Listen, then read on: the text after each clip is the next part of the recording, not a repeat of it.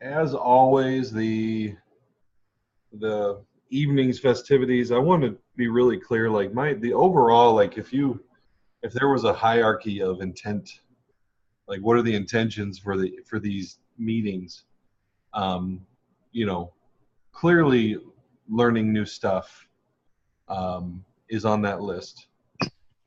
Building relationship and stuff is on that list, but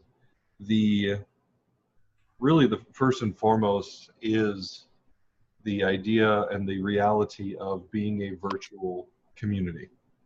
So people are laughing. No, I'm looking. Kimberly, your smile is hysterical. Sorry. You're getting upstaged, Austin. I apologize.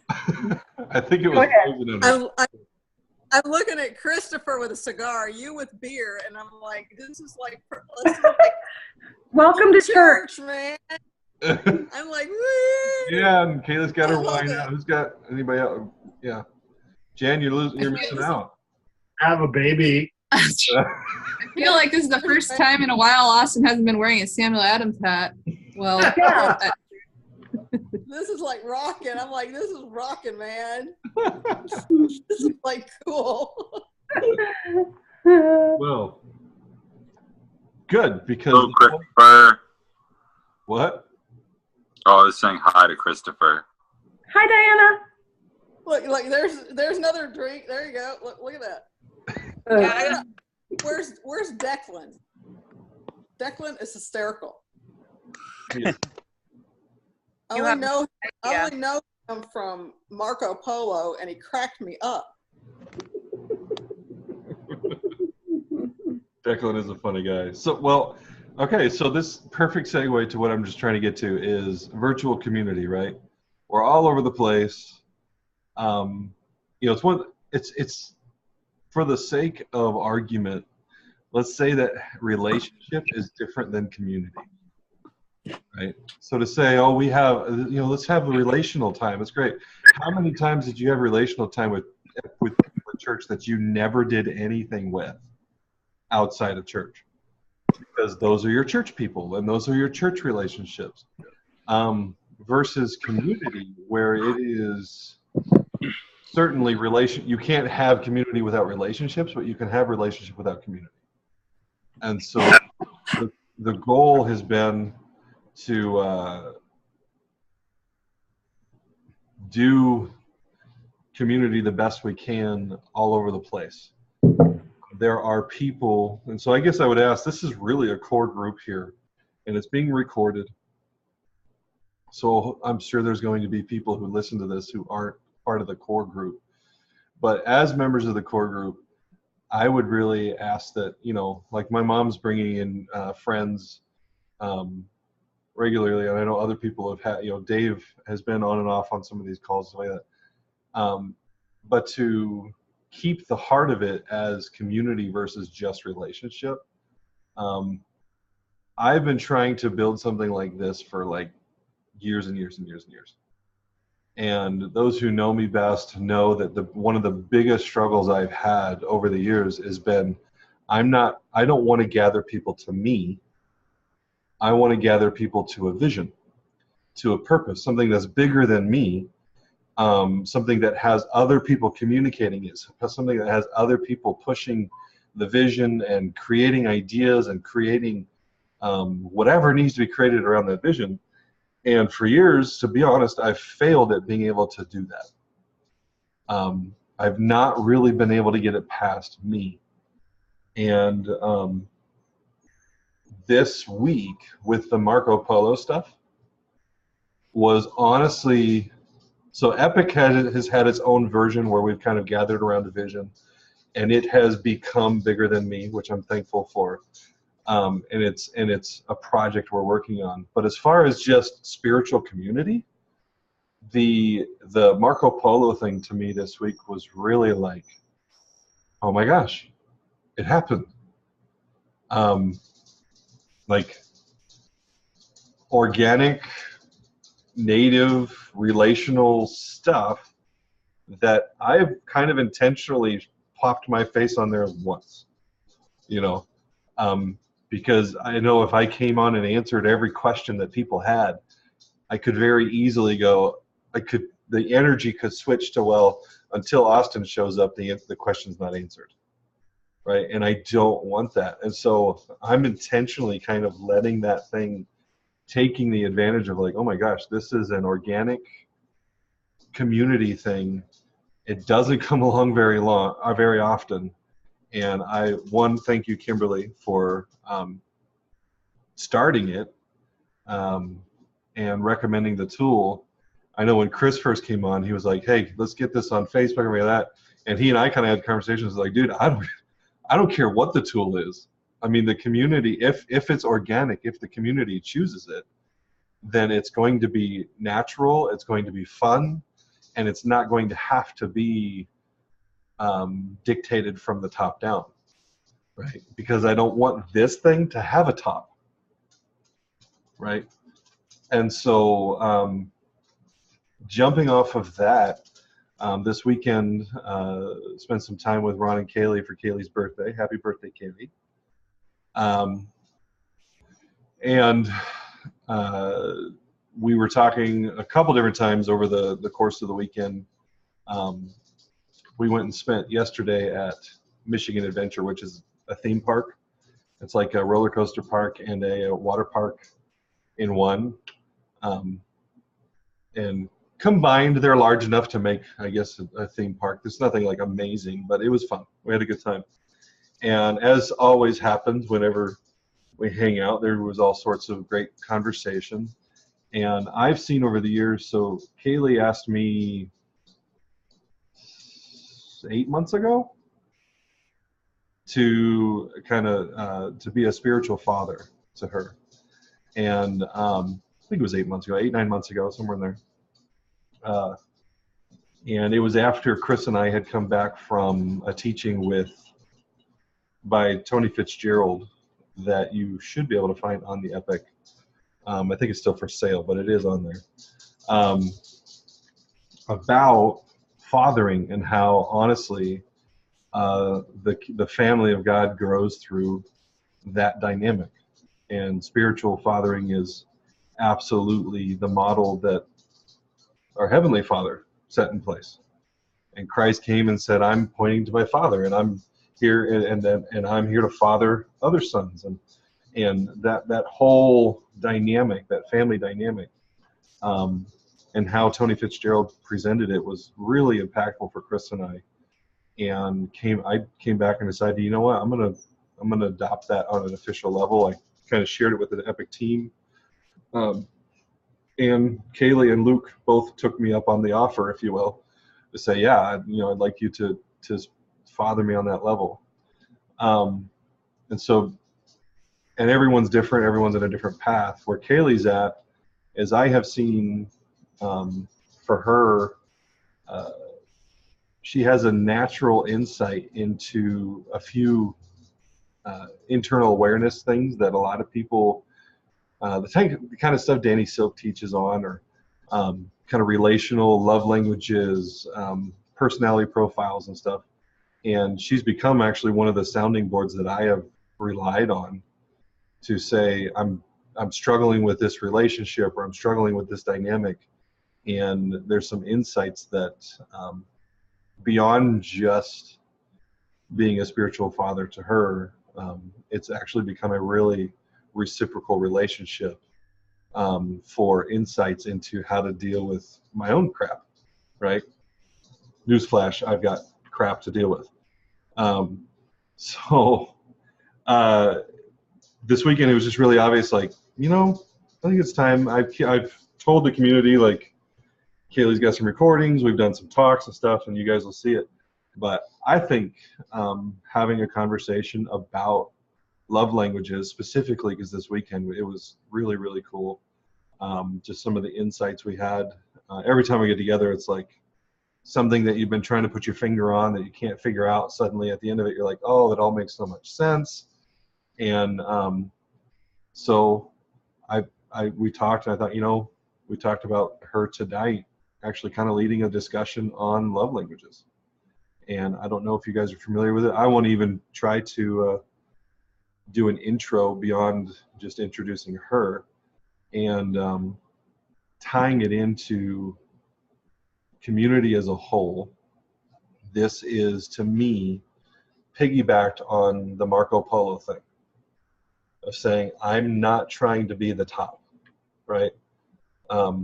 If there is something in what the position Kaylee steps into that attracts you, and you're like, man, I have something to say, I would like to be a part of it. Like, seriously, let's talk. Because if you talk to a Baptist, there are tens of thousands of communicators of Baptist ideas, right? There's not like Mr. Baptist that everyone looks to. That's not what we're trying to build. And so New Age Christianity is a package of ideas that is still being built and still being articulated. And it's got to be more than me. It's got to be more than Chris. It's got to be more than Kaylee. It's got to be more than so many of us. So anyway, that's the context. And I'm super stoked for how the whole Marco Polo thing has gone and this. So I'm like pretty jazzed right now because this is something I've been trying to see happen for years and years and years. And anyway, Kaylee, hope that wasn't like too official or awkward for you, but there you go. No, that was beautiful. Thank you. I was trying to be a little out of the moment because you say nice things and I go, oh, and start crying. So, if I looked like I wasn't listening, it was to make sure I didn't look too emotional. Thank you for letting me share. I'm excited and a little nervous, so bear with me. I'm really excited about this more than anything else. I've been wanting to do this for a little while, and thankfully Austin knows what I have to say and sees the value in it, and has created a platform to let other people share what they know. But I would like to speak a little bit on the love languages, mainly because in my talks with Austin and my husband and different stuff, I've realized that there's not a great understanding on it. There's a basic understanding, what are the 5, what are yours, and that's pretty much where it stops.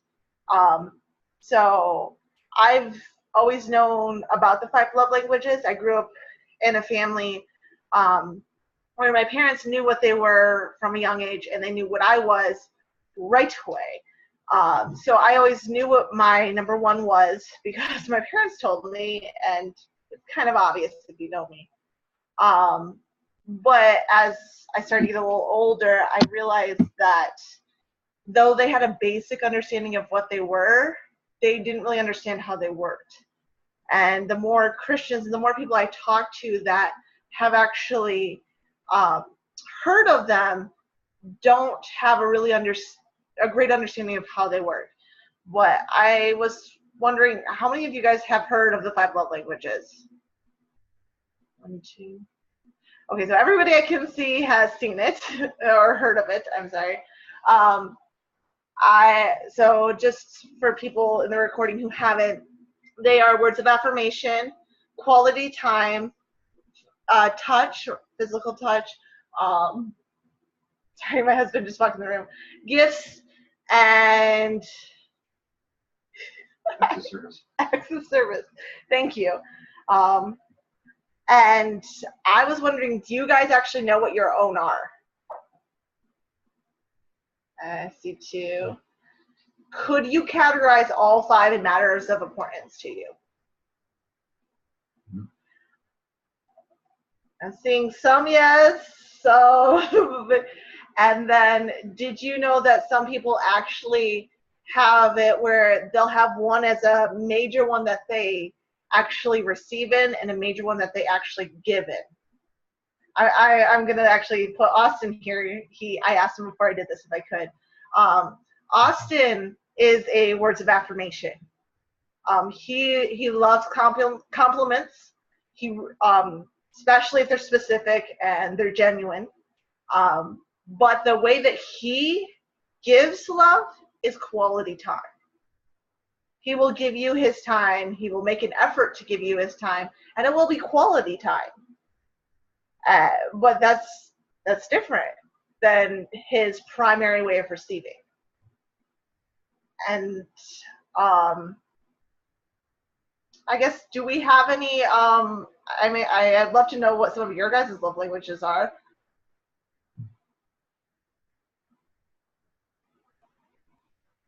Luke, you said you knew yours. What are your top two? You're muted, dude. Sorry. You're still muted. Can you hear me? Yeah. Okay. Words of affirmation. It's a big one for me. And we talked about this once already, I think. Yeah. Quality time. That's a big one. So yeah, that's two major ones. Okay. Jen, I see that you're unmuted. Mine would be physical touch and gifts. Really? Mine is acts of service and quality time. And quality time is what I make sure I give away.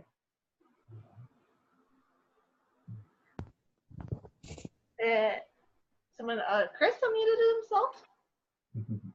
Ammunition and firepower.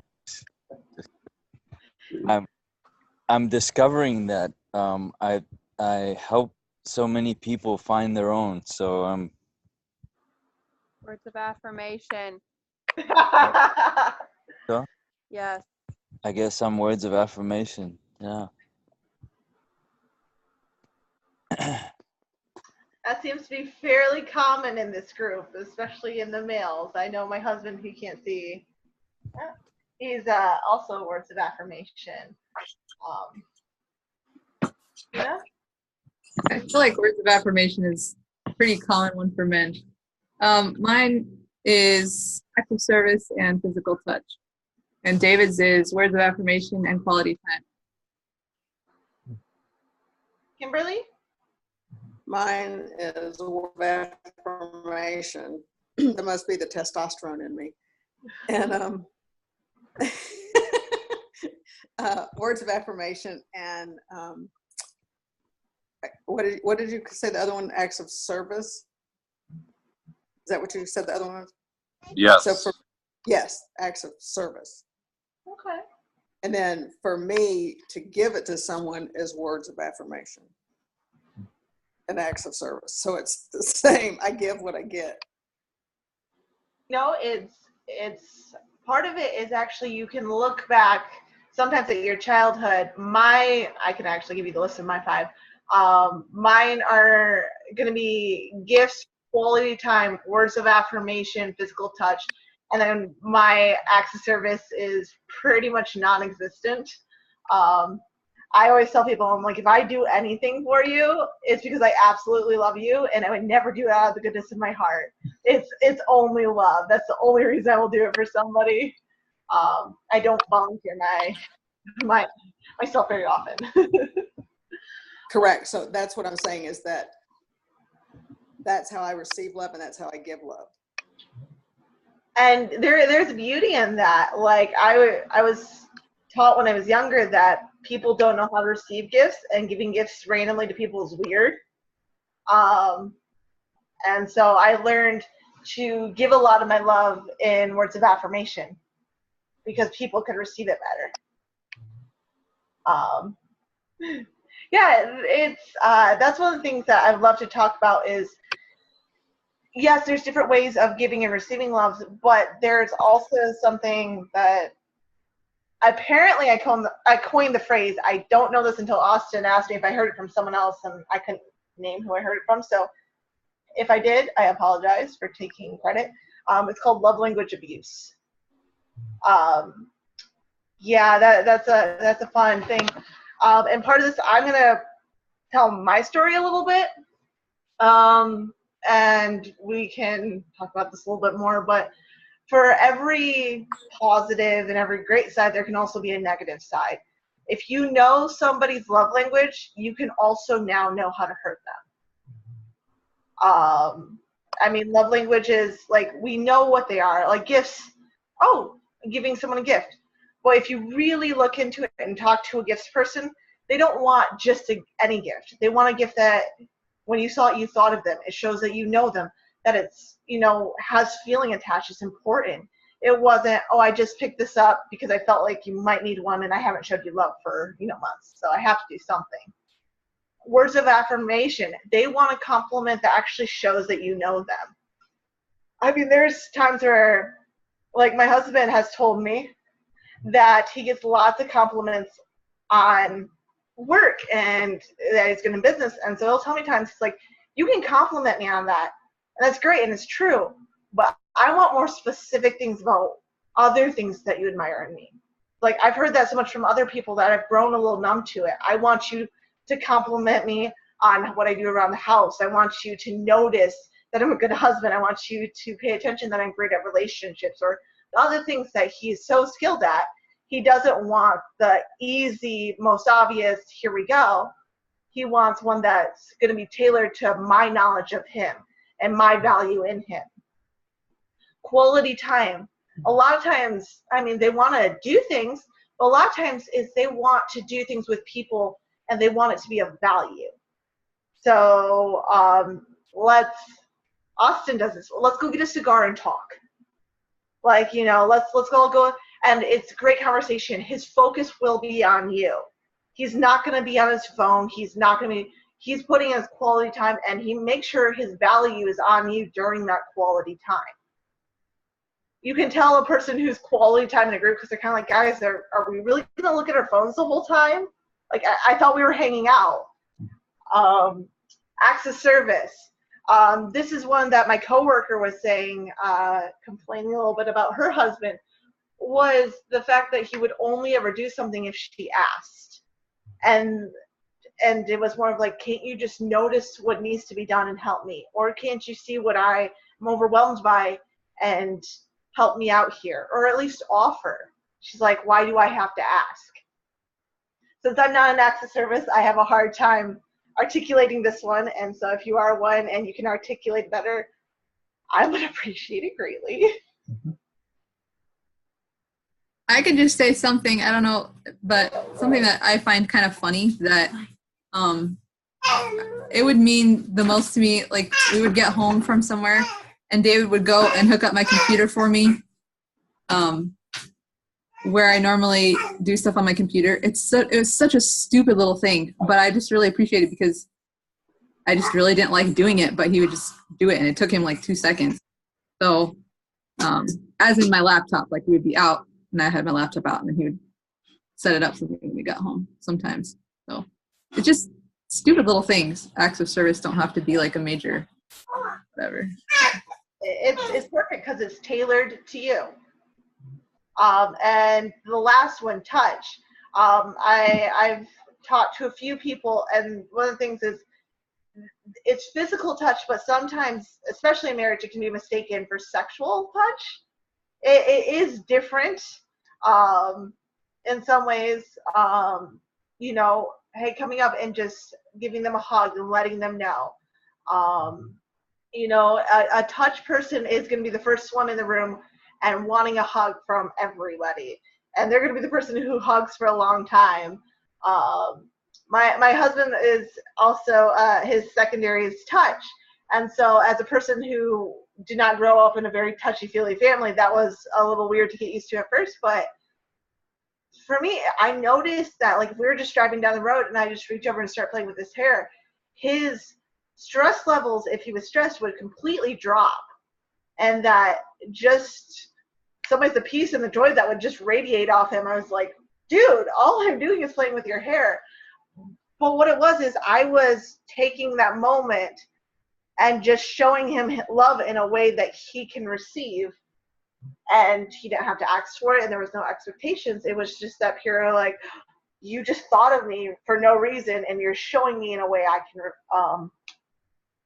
can accept and receive. So, but in that, there can be abuse. In my family, they had an understanding of love languages, what they were, and I could tell you the primary one of all of my family, but I wouldn't be able to tell you their secondaries. I know that. But I was the only one in my family that had gifts as a primary love language. It might be a secondary in one or two of my other family members, not that I'm aware of for sure. But my family is also, as far as I know, I'd have to actually do a test to make sure, is completely Dutch. As far as I can trace my lineage, I'm 100% Dutch. And very much the Dutch money model was very much followed in my family. And unintentionally, my parents love me very much and do not understand this, but that they, over the years, conveyed to me that money was more important than me feeling loved. That the most I was worth was an occasional candy bar, or them spending a little bit more on my birthday, or maybe doing something special for Christmas, and that me wanting more was just selfish. So now the thing here is, they did not know that. They still don't know that. But it was very unintentional. But I mean, how often, if you can look at the other ones, go, how often have I shrugged up a person and not wanted to hug them? Like, I was hot, I was sticky, like, that just didn't sound good. I rejected them. I accidentally threw somebody under the bus. I said something awful about somebody. I know me, I get carried away with my words. I will sometimes say something that I think is totally fine, but will completely annihilate someone with words of affirmation. Like, I know there's times I said things to my husband and I can just see his face and I'm go, yeah, I just said that. I didn't think that through. And I hurt him, like, in the most powerful way I could. I used my words. I mean, acts of service. We see it a lot with women who have acts of service. It can happen for men too, I'm not saying. But one of the most obvious ones is where a woman feels like she has to do everything and no one cares about her and no one will help her around the house unless she asks. So she's crying out for love by asking for help, and people do the minimal, the least amount they can do and try to get away with that. Or like try to get out of it, or I'm tired, or is it really worth showing them love to vacuum a room? I mean, it's pretty obvious in all of them. And one of the things that I noticed when I was talking to one of my coworkers, and I started calling it the cycle of abuse, is when, now I don't know her husband well. I've only met him a couple times, but from what she told me, my guess is that his number one or number two is words of affirmation. And I want to say her number one is service. And so she is the mother of three and has her fourth on the way. And he works full-time and helps out. No, he's a volunteer firefighter and does that full-time, and also helps out teaching at a university. And so her often thing is struggling, how can I do all this work and you never notice? Like, or like, here you did this one small thing. I guess the easiest way to demonstrate a cycle, as she told me, is she asked her husband to help clean up the house and to help take care of the children while she was gone. So she came home from work and he cleaned up the kitchen, which is great. I mean, sure, he cleaned up the kitchen. But of course, in her mind, she looks, I was gone 8 hours. He cleaned up the kitchen. That's it. That's all he did all day was clean up the kitchen. And now he wants me to go on and give him lots of compliments that he cleaned up one room while the rest of the house is a mess. I just worked 8 hours, so now I have to pick up everything else and make dinner and now take care of the kids because I'm home. And he wants me to compliment him for doing one thing. But then she goes off and says a lot of those things to him. And in his mind, he goes, I did that for you, and all I'm getting back is verbal abuse. If that's what I'm going to receive, if I do something, why will I continue on helping around the house if all I'm going to get is backlash for not doing more? If I'm going to get backlash anyway, why work? Well, then she comes and says, see, you're even doing less. You don't love me.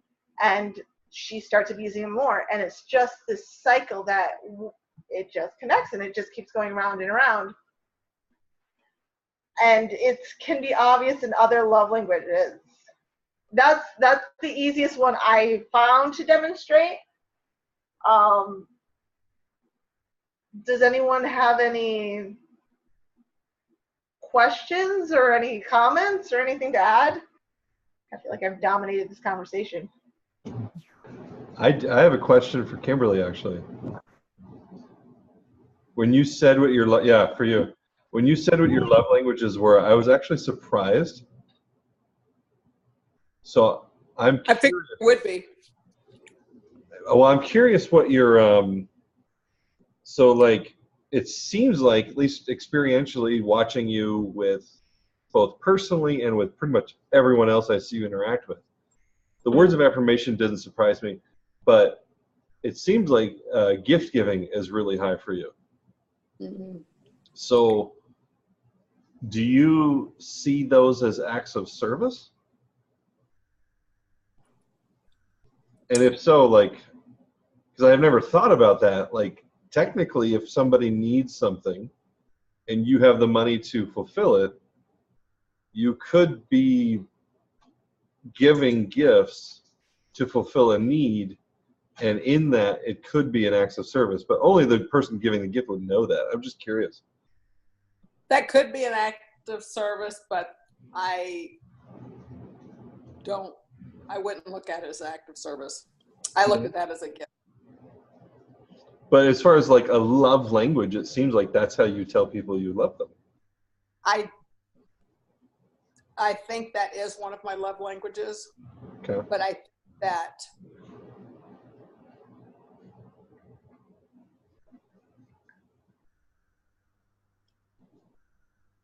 maybe that is my second love language. I mean, I obviously do that a lot.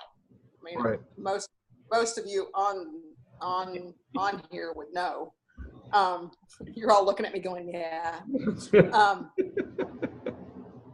I know that I would say for me to do acts of service for someone is probably the hardest thing for me to do, but I would only do that for someone I truly love. Does that make sense? Certainly. So that's not a natural thing I would do, but I would do it in a heartbeat for someone that I love. It's very natural for me to give gifts in a heartbeat. Christina's going to say something. Well, I was just going to say, I can identify with the thing about it being a difficulty, because I definitely receive love with acts of service, but it is a lot harder for me to give love with acts of service. I don't know why, but what I could identify as something that, as a love language, it's difficult for me to potentially give love is quality time. Because quality time is not a big thing for me. It's not how I feel loved at all. Me neither. Me neither. And not so to just have the focus be on the quality time, like, to me, I'm like, Exactly. I enjoy being with people, but in order to quote unquote fulfill some sort of love obligation, like, to me, that's like the hardest thing, because that's not an easy thing to do, because it takes time. It takes time. So, for our personalities, it's the time part. I want there to be like, I'm always wanting there to be like double duty in things that we're doing, and to just sit down and do just quality time is a little hard for me. Very. Does that make sense, Austin? I see Austin's. Like, my whole world is making sense right now.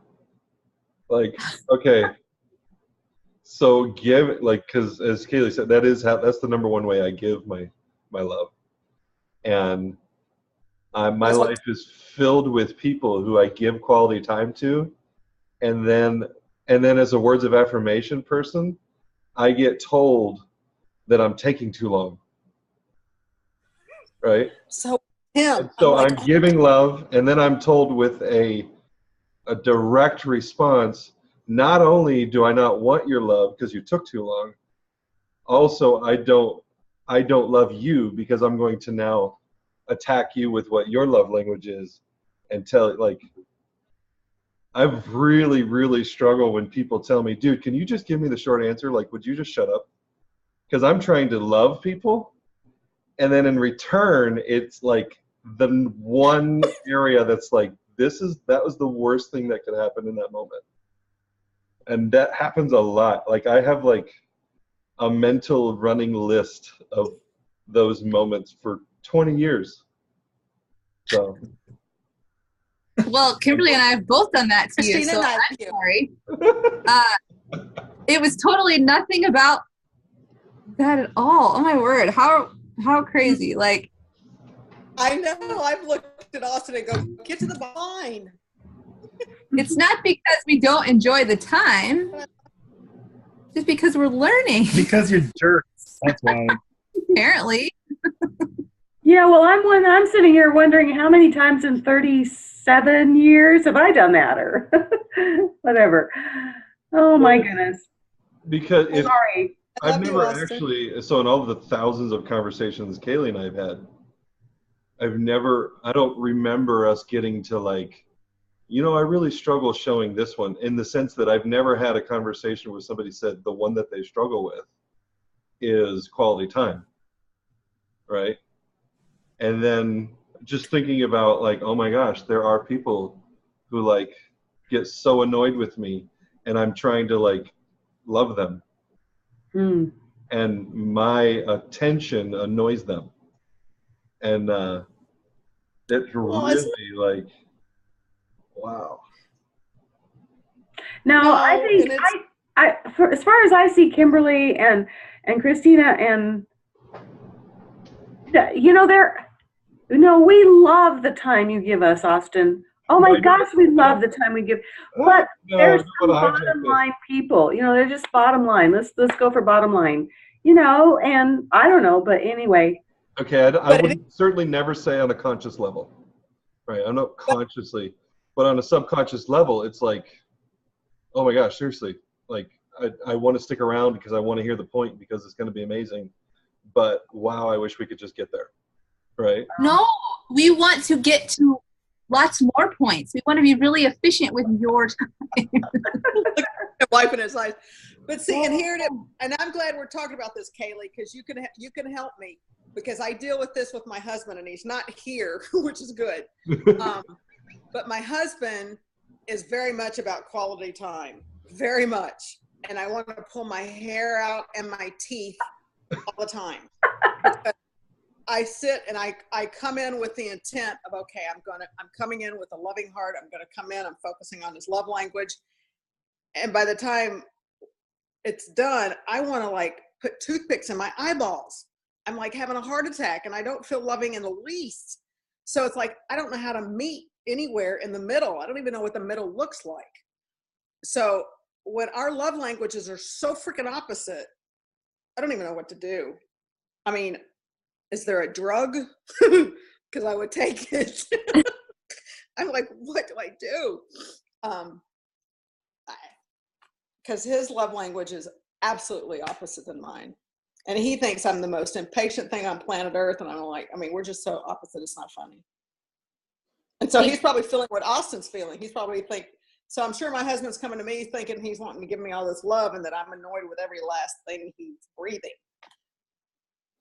Look at Austin's laugh, like, and I think my husband's fabulous, but could he get a little quicker? Or like, can he get to the point? Look at everybody's laughing. Luke, I'm really not. Could I give you a suggestion? Yeah. I think it's really important, I think, talking about love languages and knowing, like, this is my love language, this is your languages, and having that conversation. Hold on. Oh, we've been to the class, girl. Perfect. Together. So then you are picking like your night for your date night. Say, hey, this night is going to be an act of service or whatever yours is. And then the next week when you have your date night, it's quality time, and that person gets to plan that time that you're hanging out together. So you know, for a Friday night from 7 to whenever, we're having quality time, and I know that. And then next week it'll be whatever your axe is, and then you take back and forth and you have this compromise, and you know in your head, because you seem like a scheduled person, that's what it's going to be. So it's not like it's going on forever. It's this quality time. I like her. I will say, because my husband's on here either, that his is quality time. And I think everyone's definition and perspective of quality time is is very different. Because for him, his quality time is sitting and watching TV. I hate watching TV. If we had no TVs in our house, I would be like the happiest person ever. But I know every night we're gonna sit down and watch a comedian, and we watch comedians because I like comedy. Not he would rather watch a thriller, and I'm like, oh, we're gonna die, so we don't watch those things. Compromise, but yeah. So. Well, let me give you an example, okay? And y'all, I think y'all know my personalities pretty well. Luke, you're learning. You know what his quality time is? And he's not in the house anywhere, so he can't hear me. He wants me to come sit in the garage and watch him work on a car so he can tell me what he's doing. What the hell? What the hell? He wants me to sit up there so he can tell me what he's doing to a car so I can go ooh ah, and it's hot out there. There's no air conditioning. There's not even a comfortable chair. I'm like, are you kidding me? He wants me to sit. David, you've been in the garage. My wife is losing her mind right now. I feel your pain. I feel your pain. He wants me to watch him work on a car. And I'm sitting there and I love him and I'm thinking, baby, that's sweet, but could you make it come more? Could I get my feet done can I get a pedicure while I'm doing it? I'm like, oh my God. I'm like, and I'm sitting there and I'm thinking, okay, I could do this, but it's like. Give me a lazy boy in the garage and a little refrigerator with some wine, and then we'll talk. I'm sitting there and I'm literally trying to think, okay, can I get like really drunk before I go out there?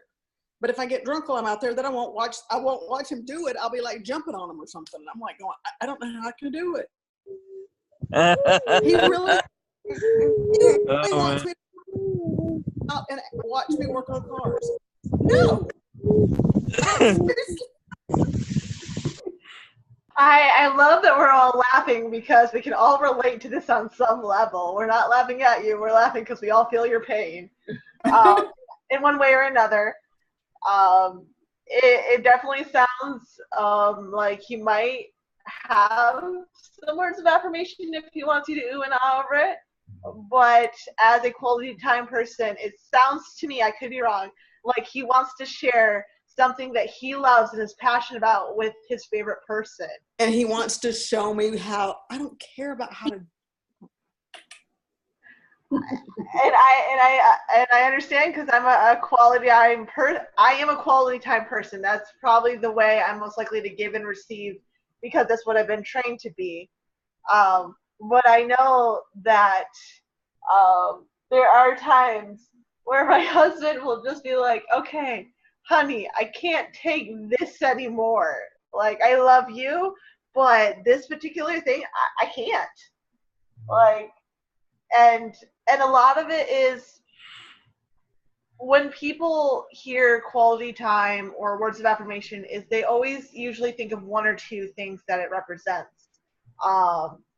But the more I look into it, and this is definitely off of what Jen said, is have that open conversation about your love languages, is find many things that you like to do. Talk with your significant other. Is it quality time? What are a list of like 5 or 6 things that you like to do for quality time? Because if you did that, Kimberly, you could go and look at the list and go, this looks the least painful, and this looks like the most fun I could have in this time. So maybe I can try this one this week. Or for like, it sounds funny, but I've asked Ron before, what do you like that I notice most? What things have I done? Like, do you like it when I send you a text message? Do you like me just telling it to your face? One of his favorites is when we were engaged and living in different places, I would write notes and leave them around for him to find after I left. I'm not a big writer. I really don't enjoy writing, which is why I'm not very active on the Facebook page. Austin knows it's kind of like pulling out a tooth. Every time he suggests I write a book, I my claws come out. But like, I've also looked at my husband's wallet. Years later, he still has that note I written in his wallet. Oh, so that's when you go and go, okay, can I take 20 to 30 minutes it will take me to write this note, knowing that he will look at it for the next 2 years every time. That's so romantical. He's such a sweetheart. Sometimes we don't realize, like, what just learning someone's love language and learning that one little thing, or I say one little thing, and I say that with a little hesitation, because it shouldn't ever be one thing, and there should be multiple ways of showing, and you should interchange them and not focus on only doing one. But a lot of times there is something that they are very much passionate about or just wanting. As much as my husband understands my value for quality time, I'd much rather him give me a gift. And for him, that's sometimes like pulling out a nail. As much as I have no problem giving him compliments, writing them down is hard for me, he has no problem saying, let's go and shop together and spend money. That's fine. But when he has to go and pick me out a gift, will you like it? What if you don't like it? Like, what if I just wasted that money? Like, yeah, I have a real problem with that, especially when it comes to flowers, because I just see death. And so I'm like, I just blew $50 on something that she can't even reuse. It's just how I view it. So it's really hard, and I've grown, thanks to you, a little bit, of other gifts and things that you can reuse. And once in a while I do, like, and she knows, because we've talked about it, she's like, I want flowers once in a while. When I get flowers, it means the world to her, because she knows that, like, it's an inner struggle, and I'm choosing her over all of my morals to buy those flowers. So Austin's laughing, but it's a true statement. Did you say it was immoral to buy flowers? Yes, I can't stand it. But it just, and that's why we've had open conversations about our love languages, like the writing the notes and the different things. So my 2 cents, Kimberly, would be find something that he really likes to do quality time-wise. Maybe he does like to work on cars in the garage, but maybe you tell him, hey, I'd love to listen to you talk about cars, but can we do it inside over a glass of wine? And maybe he'll say, yeah, you know what, that's okay. Because he still gets to express his love for cars, but yet he knows that you're comfortable. And so there is a give and a take, but there's also the, you're still focusing on what he really wants to talk about. And the time that is set aside for that would be my 2 cents on that. But Kaylee's the expert, so go ahead. Much to my husband's chagrin, my poor husband got married to me not knowing that I did have unintentional love language abuse. And when we first got married, he was given love language advice by my parents about me. And that's where my really diving into it came down to one point where I was like, I've been married, at that point, it was 3 years, I think. And I was like, I know my husband loves me and I love this marriage and I'm really happy, but I don't feel loved. Like, I know that you love me and I know that we're in a great place. Our relationship has been in a way that we've never had. We're great connected. We live well together. Like, we communicate great, but I do not feel that overwhelming sense of love. And it had to come down to where it took me a while to figure it out, but I had to tell him, my parents were wrong. That's not how you love me. Like, you have been intentional about trying to love me. You were just given bad instructions. And so it was probably the hardest conversation I've ever had in my life. And I think actually the only other person I've told this to is Austin. So the rest of you guys are going to be like the first people to hear this. Was I actually had to compare my love language to his and say, honey, as gifts, my parents told you that you could just give me like a candy bar. It didn't have to be anything special, just like a candy bar once a month or something to show you that you cared. Now, granted, I love candy. Sugar, I love sugar, a little too much. But it was the fact that my parents had accidentally put it in such a light that all it takes is you to spend $1 on me once a month to show you cared. And my mind went, I'm worth $1. And so I told my husband that. And so his part of his thought was, okay, so I have to spend how much money to feel loved? Which he's an accountant mindset. He gets this. He's like, bottom line, what do I need to do? Like, just tell me the amount, tell me how to do it, and I'll do it. And which was great. But I was like, Ron, it's not about the amount. It's about how well you know me. For him, words of affirmation. Which compliments me the most? It shows that I know you, that I noticed, and that I'm showing value for it. I've had many people ask me because they're like, okay, you have a hard time with gifts. What do I get you? And you're like, that's like asking, how do I compliment you? Like, I guess if you know me, you kind of know. So I mean, I've got to the point where I can kind of say in a way that gives them some help with like, oh, you know, here's a couple things to follow. But a lot of it is, when you look at it, does it scream Kaylee? Like, when you hear a compliment, does that scream Austin? Like, I mean, for me, I could call him a beautiful woman, but he's not a woman. What impact would that have? But if I said something that he was a very handsome man, that would have a whole lot more weight because it's in fact true about him. So, like, with my husband, I can say that he'd be a great dad, but he's not actually a dad and has no desire to be a dad. So that won't really hold much weight. What if I compliment him on how he's a great husband and show specifics on it? It would have 10 times more value. So I guess a lot of it is when you have those conversations, it's the hardest thing is, how do I explain my love language to somebody who doesn't speak that love language? How do I tell Austin that your quality time, well of great value, isn't of great value to me?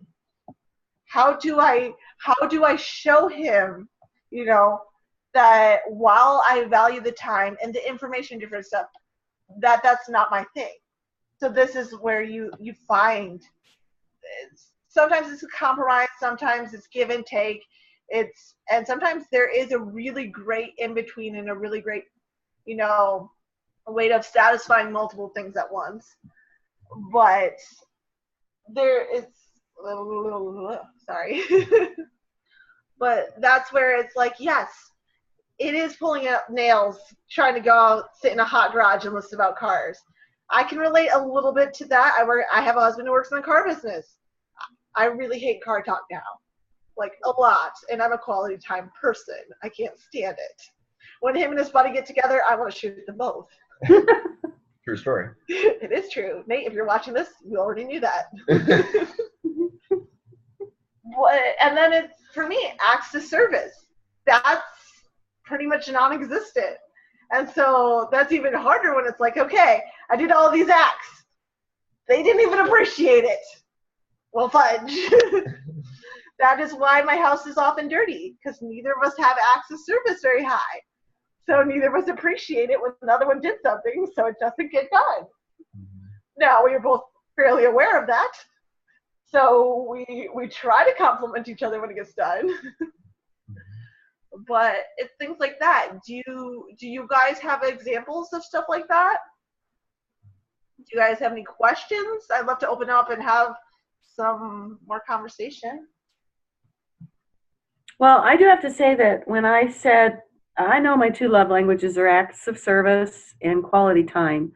And I said, what I give away is quality time. And then I saw my son's face go, I don't know if you, and I don't know if you meant that for me or what. I mean, but I said, okay, so now I need to rethink this. And I got to thinking, you know what? Actually, I give away acts of service because I give away a lot of acts of service, even though my heart's not in it. I don't want to, whatever, but I will.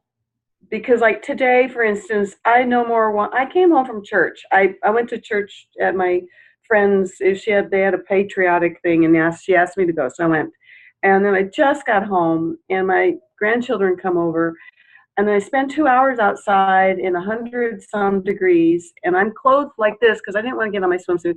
And oy vey, and they left just in time for this. And I'm going, now that was an act of service. My love language. Okay. But quality time, I'm really picky who I spend quality time with. And it fills my love tank like nothing else. But I love, like Austin does fill my love tank, because every time I'm with, I wish we could talk forever, and we often do. And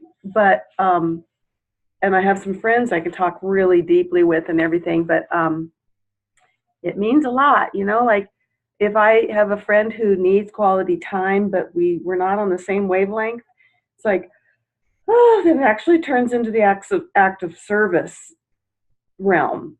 And so I see how it really, the boundaries, the lines are real fuzzy. And now I have to tell you from listening to everybody that I switch that around. I actually give acts of service, but my main love tank is filled with quality time with only certain people. A lot of it. Oh, Austin, did you have something?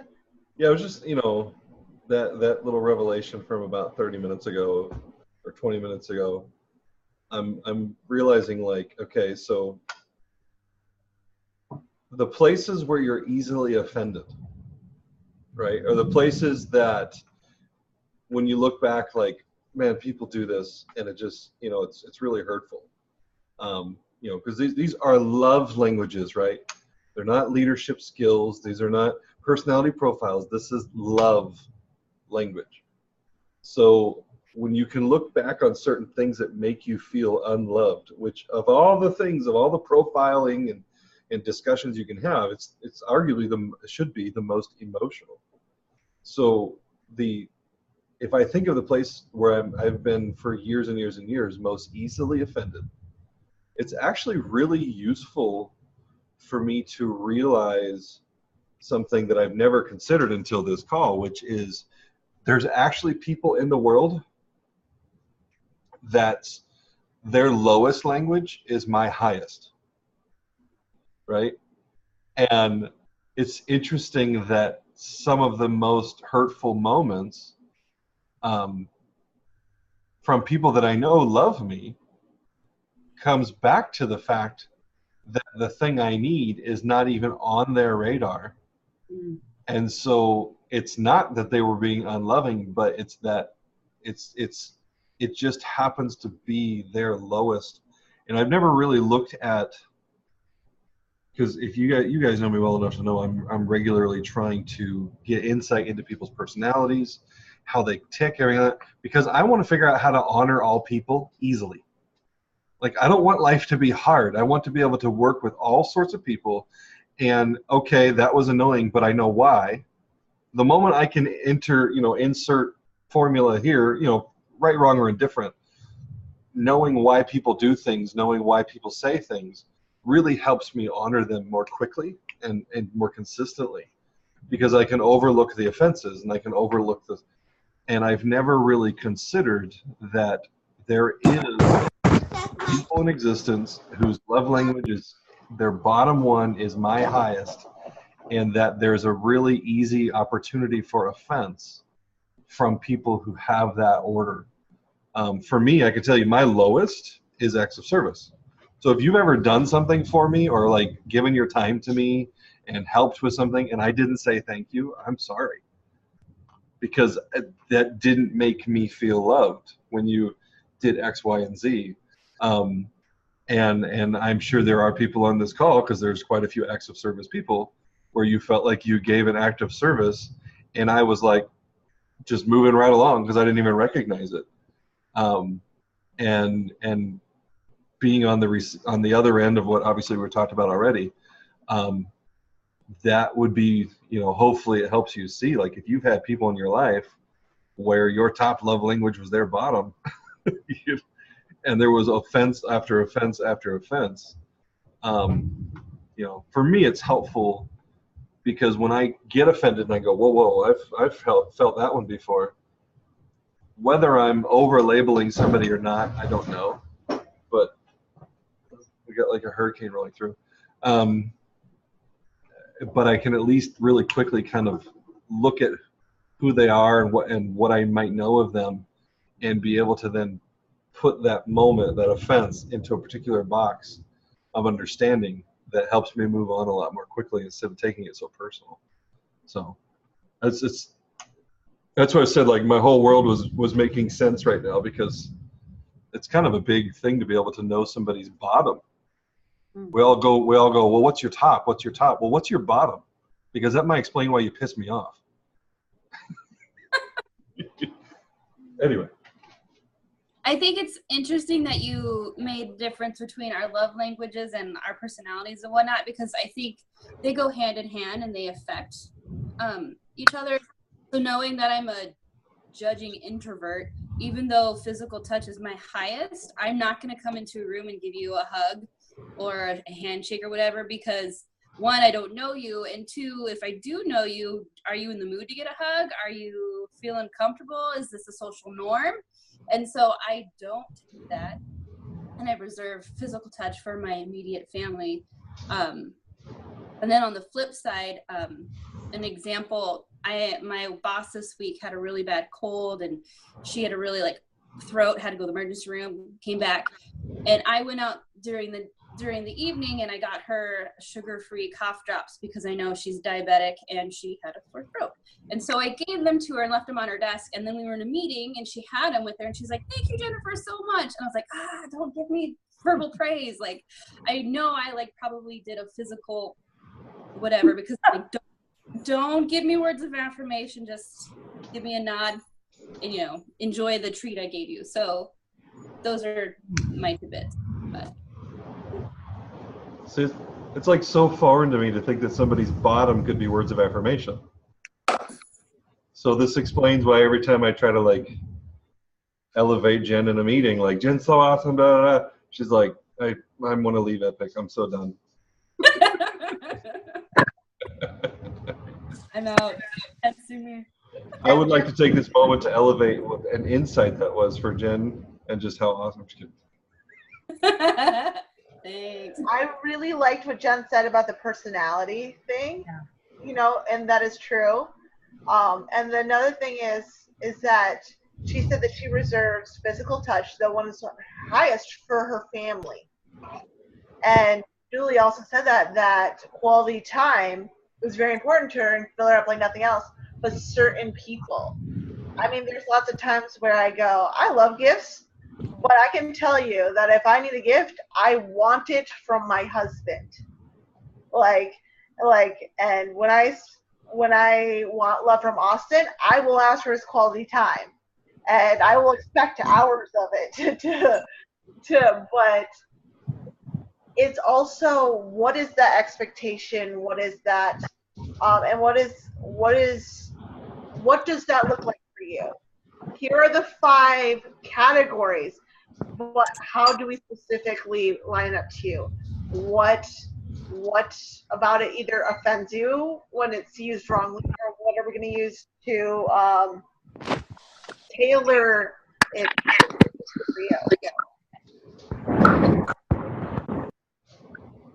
for you. Are you asking just Austin, or are you asking like everybody? Now Austin's away. He just Oh. got back. Go ahead if you have some Okay. insight. We can hear it. I guess the words of affirmation person, something that offends me is when someone makes a disingenuine compliment. That bothers me a lot.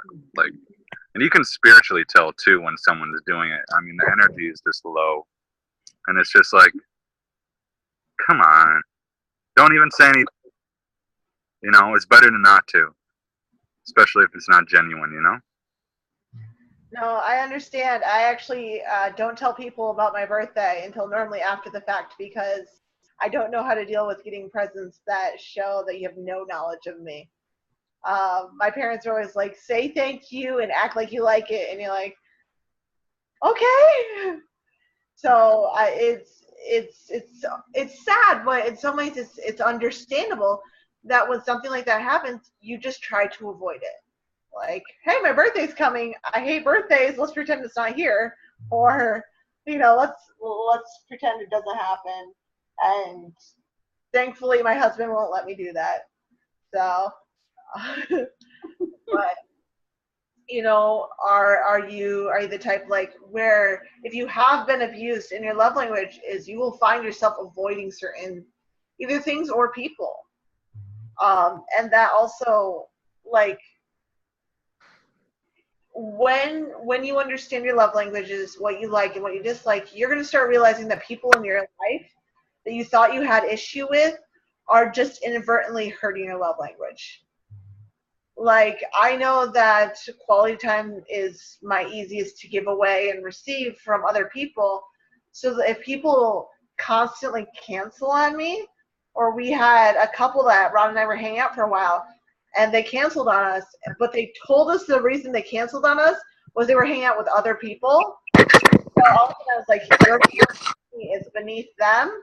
So my value for you is going to go down. I'm not going to no longer make time, get ready, start doing this if I know you're going to cancel on me if you get a better offer.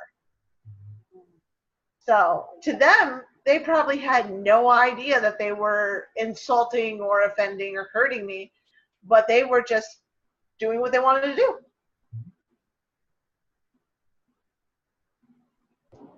FYI, my power is flickering, so I don't know how long I'll be around, but Holy rain, Austin. yeah, it's crazy. Mm-hmm. But Stay safe. dear Jesus, let the dried-in roof stay. There's a lot of flickering going on over here. Yeah. So. Is that rain? Yeah. Oh man, that just started pouring. It's looking pretty bad over here too. Get inside. It hasn't hit in Kalkaska yet. It's coming. There's a band all across northern Michigan coming over. Wow. So, not to derail it, but just as a heads up, there's a few of us that might disappear.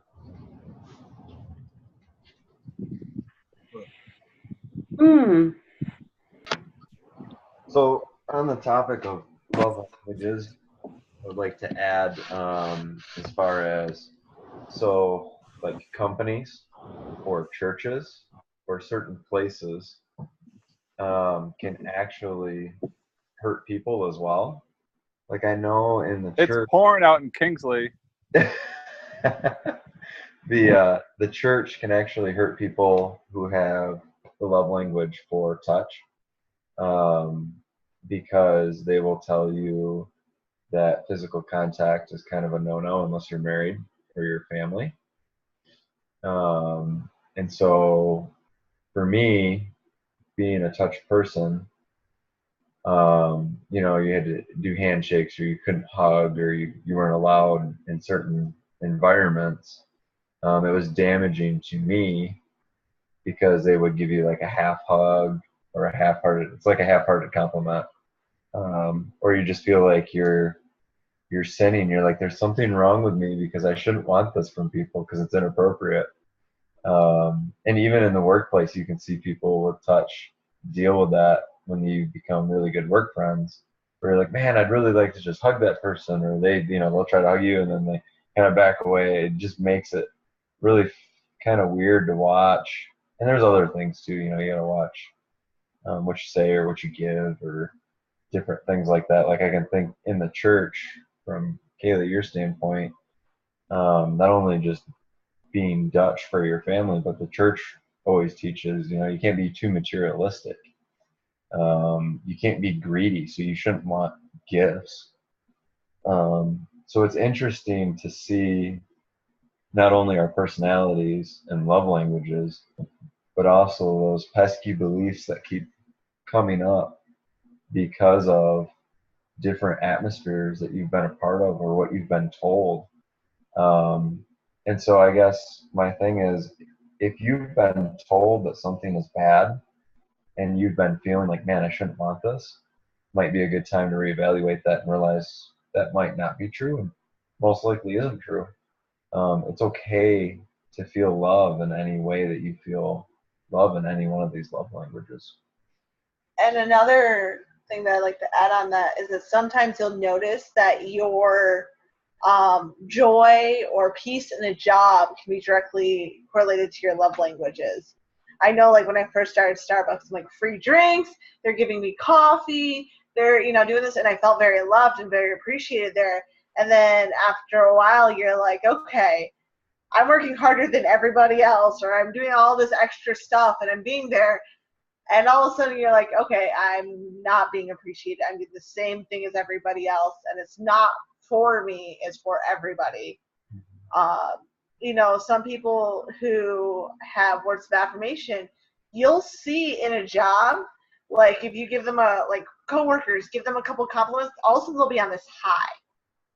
But they deal with one customer who questions them on something, and then you're like, oh goodness, I'm gonna have to deal with this for the rest of the day. They're not gonna be able to be a halfway decent coworker because they're so offended and so hurt that they can't even realize what's going on. And I know that, because sometimes there's certain coworkers that I'm like, it's been really fun because I feel like I'm kind of running tests on my coworkers, like which ones are which. Like, oh look, I'm starting to realize that this person is a compliment person. I'm gonna start complimenting them all the time. And like, this person loves hugs. I'm gonna go for hugs. This person acts of service.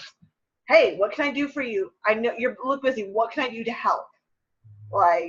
And try to jump in and finish or grab things and bring back for dishes, just little things. And it sounds funny, but you watch that and their attentions towards you, like when you walk in the door, all of a sudden they're smiling and they don't even know why. They decide they like you, but they can't even figure out why they like you. And it's because you've noticed how they accept love and you've given that way. But coworkers are the most fun to experiment on. Don't do this the wrong way, I'm asking, but start asking them questions and start doing that, and you can find out. Most people, unless there's a lot of hurt there, it comes out pretty quickly and you can just start identifying them, and then just start watching what brings joy to them. So I know that I realized early on that Austin was a compliment person, that he likes compliments. So that was one of my things. And actually, this was years ago. We were at a conference in Grand Rapids. Julie, you were there. And somebody accused pretty much Austin of being an antichrist. It was painful to sit through. Austin, oh my gosh, kept his cool. I could not, the rest of us were about ready to punch out the person. But he kept his cool and answered everything calmly, even though you could tell that person was so upset that they couldn't even hear logic, which they were coming against bad beliefs. They weren't meaning anything personal. It was just a fun situation. And then later we were talking about it with someone else, and the person who kind of should have had Austin's back kind of took the other person's side, not saying that they were right, but like, can't you understand their perspective? And like, Austin, you could start a cult with your teachings. And it was that one moment where I was like, I joined that cult. And now you guys, a lot of them know that the joke that he's cult leader and that he's, you know, that we're all part of this cult. But it was just knowing in that moment where watching him get abused by people and not being stood up for, it's like, Austin's great. Like, I understood that they weren't meaning to hurt him or different stuff, but they abused him with their words. So if given an opportunity to make that right, or at least make it a little less painful, and to be fair, Austin, I would join your cult. I think I could. But it's learning that. Like, when someone's upset, I could either try to be like, shrug it off, or, okay, what's upsetting you? Why? How can we make this better? You know? And with the cycle of abuse, what's going on? How can we change that? You know? That's the hardest thing. Is I, at one point, recently looked at my husband and said, I don't feel love right now. Like, I know you're trying. I know things are stressful. I don't feel love. And I'm having a hard time giving it. Like, I'm in that cycle. You're not here with me, but I'm in it. And so it's first understanding, hey, I'm in this cycle, which sucks. And then if you can't always have that conversation with the person or somebody you're directly related to. Thankfully, I have an amazing husband who went, okay, I'll help get you out of that cycle. I'll put a little more effort and try to be acknowledged of this. But then there's other people where it's like, oh, I've noticed I'm in this cycle.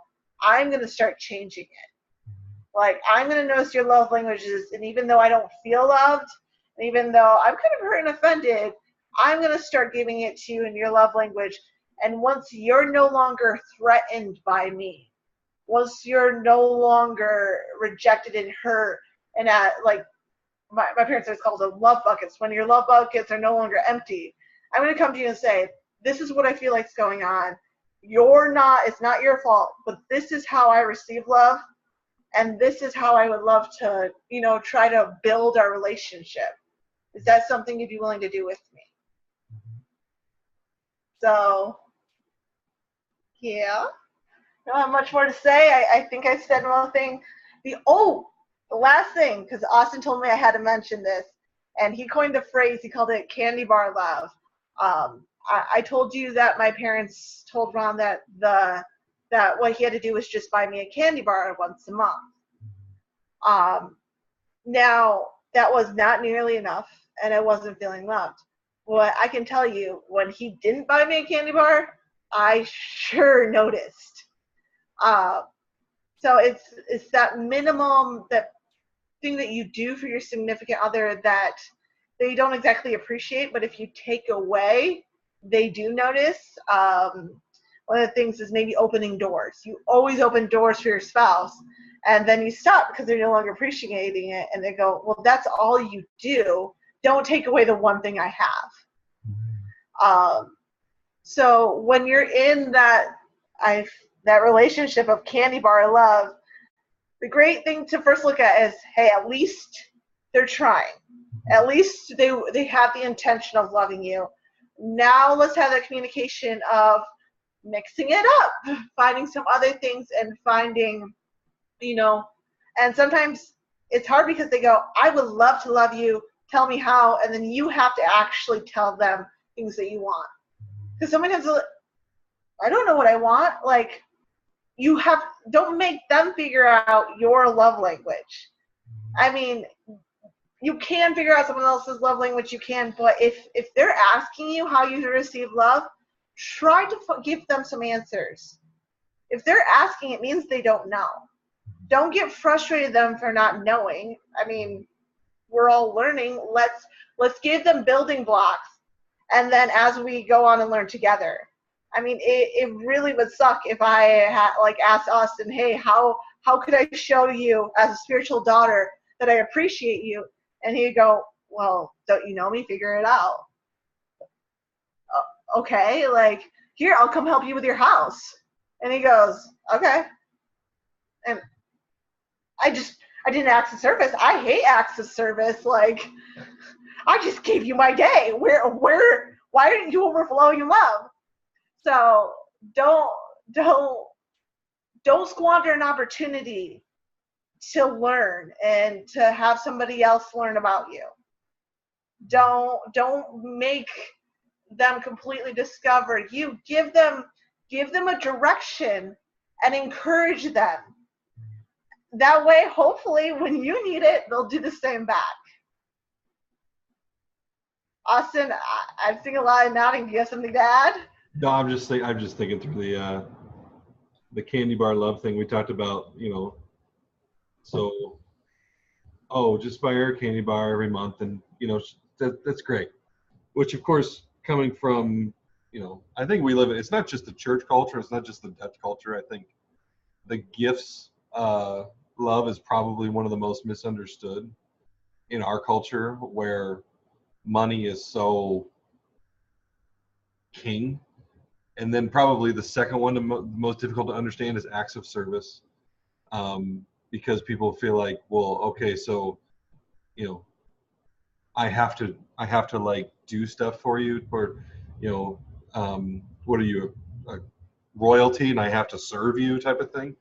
So those two are probably the most, words of affirmation, or each one of them has it. What do you don't have your own backbone? You need somebody to compliment you all the time? Come on, get over it. So each one of them has its potential of like, dang, dude, like seriously, get over yourself. But at the same time, each one of them has a candy bar version. Like you said, opening the door. Okay, so the acts of service person, I open your door every time, so that's good enough, right? Kayla, you didn't say it the way that I know you've said it with the whole thing with Ron of like, so Ron, if I, because Ron was trying to understand your love language, like, okay, can you explain this? Why does the candy bar thing not work? And you said, imagine if I complimented you once a month, right? And it was the same compliment every month, right? Maybe a different flavor, but pretty much the same thing once a month. Oh, by the way, you don't feel loved? You don't feel like I love you deeply? I gave you your compliment. I did the dishes this month. I did your candy bar thing. And it's a damned if you do, damned if you don't, because if you stop doing it, they'll sure as heck notice that they didn't get their candy bar, because it is something that feeds them. But if that's all you do, it will eventually become meaningless at the same time. So it's one of those, like, we all have our, when people, it's gotten to the point where when people compliment my teaching and stuff like that, it's like, oh, thanks, it's my candy bar. But if people stopped complimented my teaching, I'd be like, well, what the hell? Nobody loves me. So it's an interesting thing to examine yourself, because I'm still kind of reeling on this whole, like, man, if I can look back on my life at the moments where I was offended or consistently offended, there's a good darn chance that it's tied to either a personality trait issue, a leadership issue, or a love language issue. So lemon leadership, disc personality profiles, and the 5 love languages. And it's like, they're certainly all intertwined and stuff, but looking at each of them, both in the positives and the negatives, is like, so anyway, that's the candy bar thing and all that. And to me, I would also just add, we were called, they said they would know us by our love. Right? Jesus said the world would know us by our love. And love, I think the world needs a lot more of that to look a lot like honor right now these days, right? So to love agape often takes the form of honor, because I'm not judging you because you're homosexual. I'm not judging you because you're Muslim. I'm not judging you because you're liberal or conservative. I'm just honoring you. Beautiful. That's agape. And that is what the world needs to see. But on a community level, it says that they would know us by how we love one another. And I haven't looked at the Greek on it. I can't remember. but I have no doubt, even if it does say agape, there's still a phileo thing in there, of it is an earmark of a community that gets each other to where love is important enough for me to go, okay, Kimberly and Christina, quality time is their lowest. So I'm going to do better to not waste their time when we chat. I will try my best to honor that at a different level. Where you guys know me, my natural bent would be, I'm just going to talk and talk, and that can seem almost abusive to people who don't want it.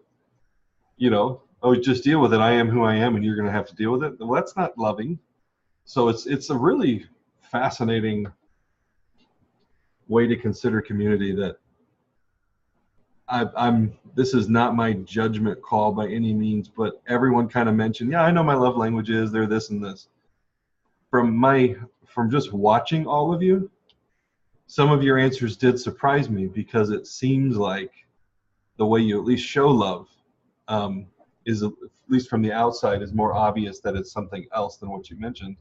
And that's just to say, I have learned a lot from just talking this stuff through with Kaylee about, oh my gosh, and having those revelations has really, really helped.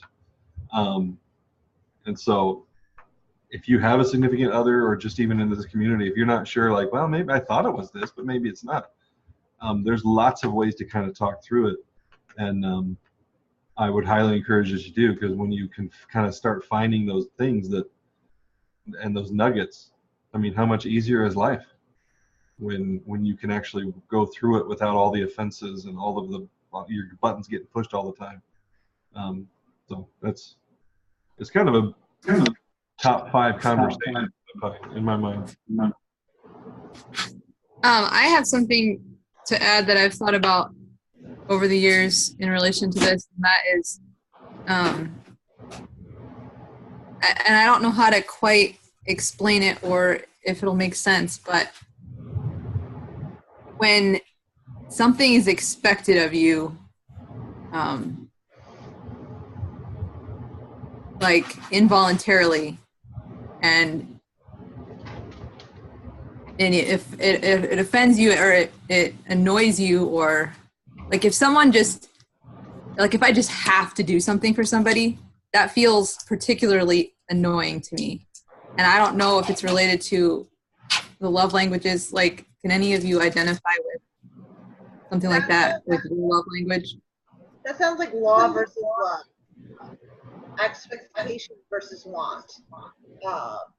When I know for me, like when my mom told me to clean the house before she got home, I had no joy and hated it. But if I decided to clean the house for her before she came home, there was a joy to it. So it's your intentions. So if somebody's expecting or telling, or you have to do it, it's not you deciding. It's not coming from you, coming from a place of peace of what you want or what you desire to show. So honestly, if you get that anytime soon, question it. This is where I love to go kind of self-aware, but why am I doing this? What is the value to this? It doesn't mean don't do it, but question why, and question your intentions. And sometimes in that you can change your own intentions, and sometimes you can decide if there's a value, or what am I going to do instead? What's up? What can I give value to? How can I change this to make it valuable? Like, hey, my husband expects this, like making a bunch of dinners that I'm going to cook. Like, sure, I like to cook, but when he expects me to have dinner ready, I mean, I'm also expecting him to buy me dinner.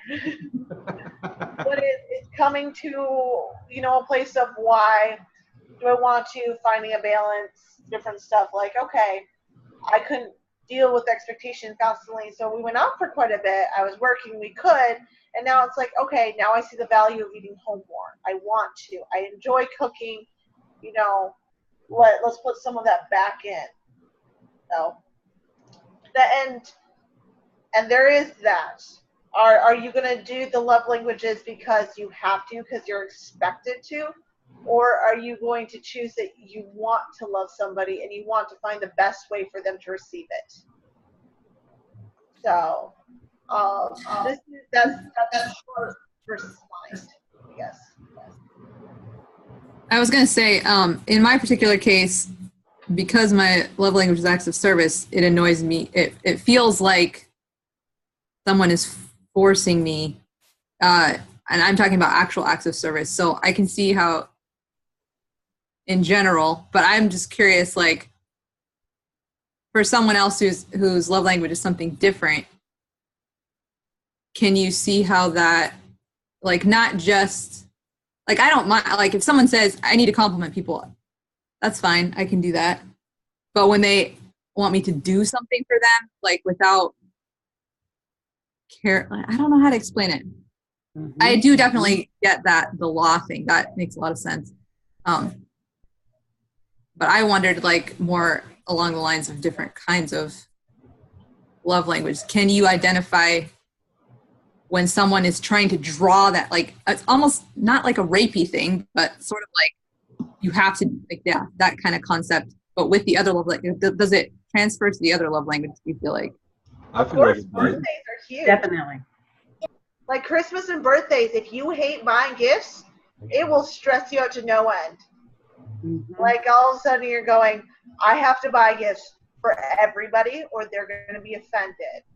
Like, or it's going to sound funny, but like sometimes when people have to introduce a speaker and they're like, I don't know how to do this. I don't want to. I don't know how to say nice things about them. I don't, but it is funny. Like there's different love language, and so there's gonna be that. I know I'm not a service person, so there's times where my mom will be like, okay, we're going to your sister's wedding, expect to work hard, I don't want you to complain, and you're kind of going, whoa, I was already expecting to help out my sister's wedding. I was already planning on being there, giving my energy, but now that you've told me it's expected of me, I don't want to do it. But it's that, like, you know, what? Sorry, you're looking at me. It's true. I do feel like each language has their own like so Luke brought up, like, as a words of affirmation person, it's actually more harmful to give him a disingenuous compliment. Well, no, I think on the converse of that, if someone were to force him to compliment people, it would be kind of that whole like rapey thing, like, wow, you're forcing me to love you right now, which isn't love, right? It's now at some point it's law. Like, so for me, my number one way of receiving it is words of affirmation. So absolutely, a disingenuous compliment is like, thanks for being a douche, right? But my number one way of giving it, so I'm trying to put myself in your shoes, like, so you're talking about when you're forced to give somebody an act of service, it feels, rapey. I totally get it. When I'm forced to give somebody my time, I am effing miserable, right? When I have to go to like weddings or services that I don't want to be at, it is really, really difficult. It's like somebody saying, you will love me and you will like it, right? And you're like, I would love, this is my primary language, and I'm really good at giving people quality time. But when you take it from me, now we have a problem.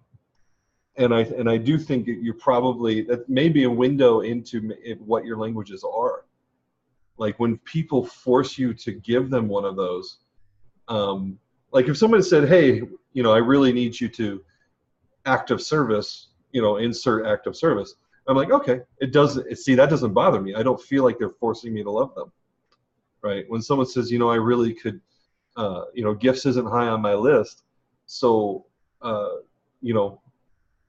it didn't stress me out to get Kaylee's birthday gift, right? I didn't feel forced, like, oh my gosh, but she's said before, like when Christmas rolls around, it stresses her out because she feels like she's forced to love a bunch of people. So, that may be a window into, I'm trying to think of what, for me, I just gave you the quality time example. You forced me to hang out with you for 4 hours. Like, it's driving me nuts. But I think everyone's probably got that. I'd be curious what the others are as well. Can you hear me? Yep. Mm-hmm. Okay. There was this moment at work where one of the guys was like, you know, he was like, Luke, you know, I'm really hungry. I'd really like some food. And he was kind of snotty and mean about it, like I was supposed to do it. And I felt like, oh, this is like something that makes me feel really uncomfortable, because it isn't like a gift. Now it's like you're making it a requirement. And I'm like, fuck no, you ain't getting shit from me. And normally I wouldn't be like that. Normally I'm very giving. I'm very like, here you go. I'd love to share, you know. Instead I'm like, buzz off, man. Which is totally not me. Like,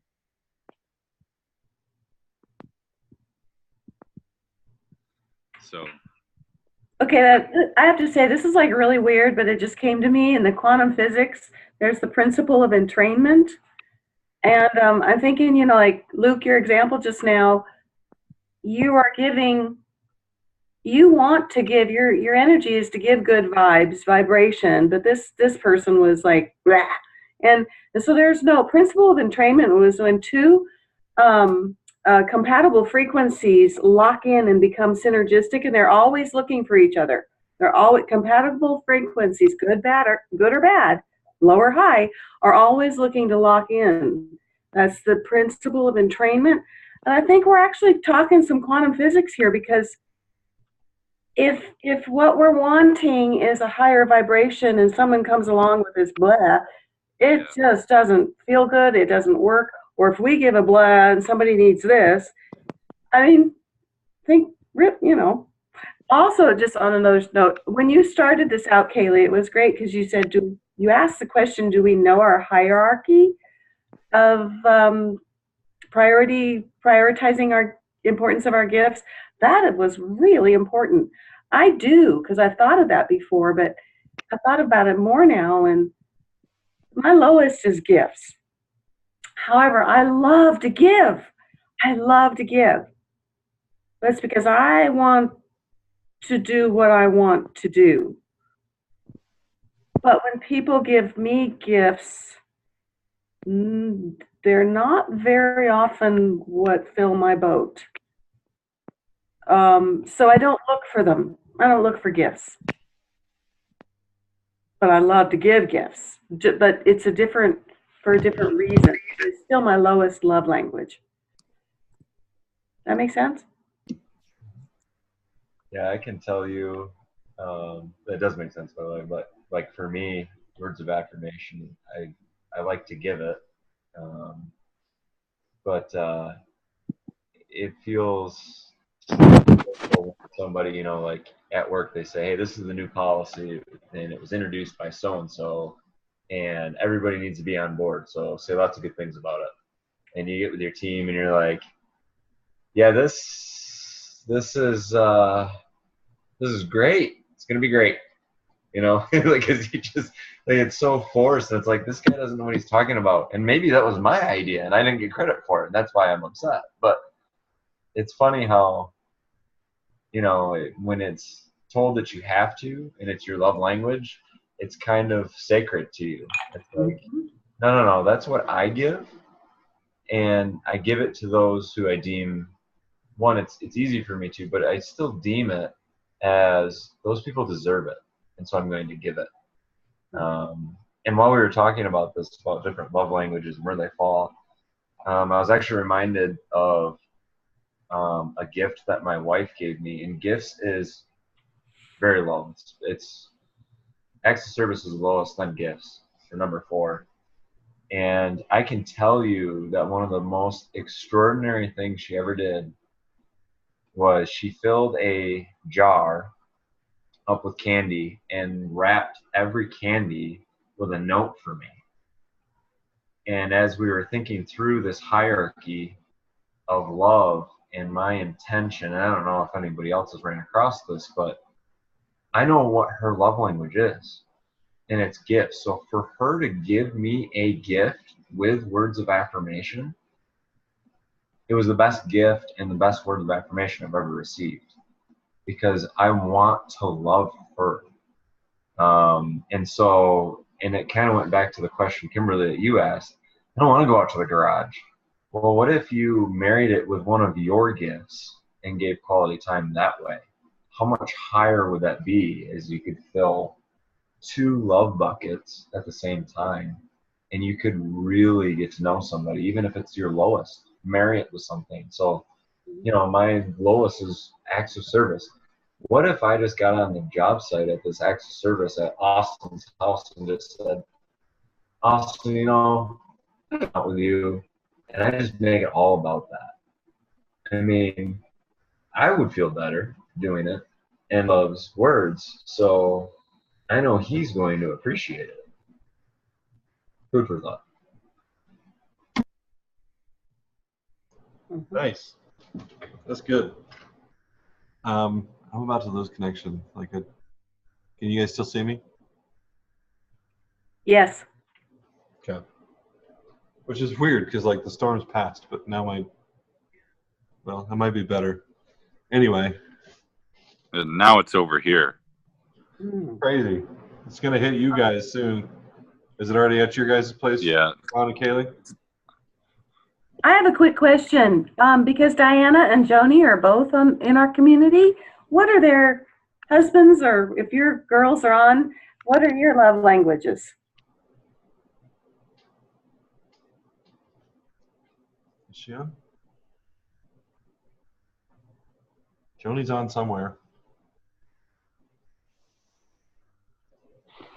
Or maybe the husbands can speak. Austin, do you feel like you could speak? Oh, there's she. Wait. That's Chris.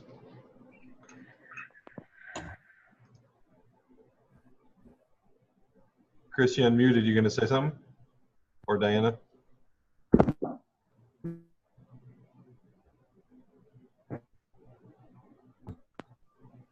Bueller? Maybe they lost connection. So I know Joni's screen went black. Stuff huh? I said their screen is black from me. And it's frozen for me. Well, for Joni, she's milling around and doing stuff. So we've actually been talking about it as far as trying to sort through what it is. One of the reasons that the whole love language abuse was an interesting insight a few weeks ago with Kaylee was realizing if somebody's had a love language that's been abused as a child, they may not even know what it is, right? Because they never got it. So and so we've gone through, Joni and I, for years, okay, so it's not, physical touch, it's not quality time, it's not acts of service, it's not gifts, it's not, what's the one missing? Words of affirmation. Well, we just went through all 5 of them, and apparently it's none of them. That can't be right. So we've actually been talking through, trying to sort through what it is, and I do think it does come down to there's probably many people that didn't receive it very well or very regularly, whatever it is, when they were kids. And her family, man, was so big. She was the oldest of 6. I mean, there was just so much going on. So between having money to give, if it's gifts, giving of gifts is difficult when you got 6 kids. If it's quality time's difficult when you got 6 kids. Acts of service, when you're the oldest, you're the one doing it for everyone else. How many people are doing it for you? So it's an interesting scenario where I'm excited to. I'm actually gonna, my intention is to start picking different ones and really emphasizing it and then talking about it. Does this fill your tank? So that's a long way to say, when we've talked about it a few times and we're not sure. She's not sure what they are, but we'll figure it out. Mm-hmm.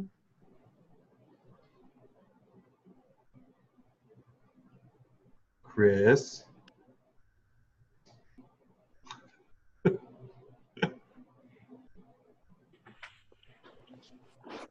I'm going to assume that they're having technical difficulties, or he's away from the screen or something. So I don't know what Diana's is. Kayla, do you have any thoughts on what Diana's was? I went dark too.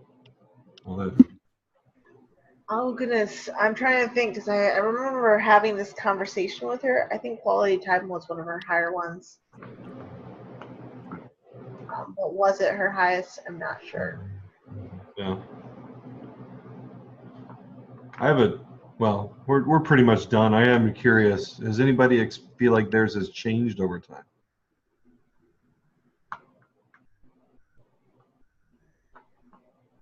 Kayla, you kind of mentioned like you learned a different one because you had to. Do you feel like that? Do you feel like,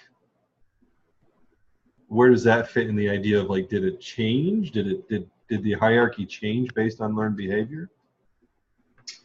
I would say, because it's kind of like, I guess what I consider like my grandma was naturally right-handed, but had an accident with her hand and lost 4 of her fingers and had to become left-handed. Right. It's kind of like that. It's like your natural instinct is, oh, I see this, I want to buy it for somebody, and then going, well, now my thought process is, I don't know how to even hand them a gift normal. Like, I don't know if it, like, there's ones where I'll have my husband give them the gift I bought and picked out for somebody because I don't know how to hand a gift. Or, you know, like trying to just leave a note and hide it somewhere and they'll find it. Or could I even deal with that? And I hate thank you notes, which is, it sounds hilarious, but don't, like, I like, if I'm there, I see you open it, I see you appreciate it, that's great. But for some reason, I don't know how to respond to a thank you note. And like, you just wasted your time and a card and a stamp, like. But so my thing is, like, when people like express, you know, that they want to get to know me or have that relation or something, it's really easy to go, okay, here's my time. I will do what you want to do. I will find a way that works with your schedule. I will host. I will bring out that service side. I will do it through my time. But I will it's not very likely I will do it through a gift, because most of the time when I give a gift, people get really awkward and I feel bad. Like, I'm like, oh wow, I've made you feel worse. And then receiving gifts, I just tell people not to buy me stuff because I don't know how to receive gifts. Except for my husband. I tell him to buy me stuff. Lucky me. But it's that expectation of, you give somebody a gift or you give someone a compliment and you want them to light up and you want them to get excited about it. And for me, most of the time, most of my experience with gifts is you're opening a gift and it's a blatant reminder in your face that this person doesn't know you, or in some cases values like practicality or something that you'll use over actually giving you something that you'd want or enjoy. So for me, it's like, you wanted to be practical and money conscious over actually showing me that you love me. So, because people are like, oh, you must love Christmas. No, it's a constant reminder that my mother and mother-in-law only want to buy me practical gifts. So as much as they're trying to express that they care, I'm going, great. I have to spend days and time and money trying to pretend that I feel loved. That sucks. Well, when you're spending time with somebody, it's pretty safe. You're like, oh, okay, I can give you my time. I can give you that energy. And, you know, and if it doesn't work out, I don't have to do that again. Like, I don't have to pretend that it's safe when it's not. Interesting. Does anybody else have a similar experience like that? It's just me. Everyone does at Christmas. All 5 love languages go into like, oh crap mode. Because it's quality time, it's gifts, it's touch, everyone wants to hug, and it's affirmation. It's like all of it, all in one big, you know, acts of service. got to cook for everyone, and no doubt there's like so many people that are like totally misassigned. Like the people who would love to cook the meal or end up having to give everyone hugs. The people who would love to give hugs are having to buy everyone gifts. And it's like, if you just figure out who does what, like that's like a comedy sketch right there. I feel like you could make a little video out of that. So everyone's looking over at the other person, jealous, wish they had that job. Like anyway, well, it is 9 o'clock. I don't want to. I know Kaylee did ask if anybody else. If you do, Bueller. I guess the Teasdales are officially gone. I saw Matt for a second, Jen. Is he still there? No, he has a writing assignment due. It's pretty epic, so.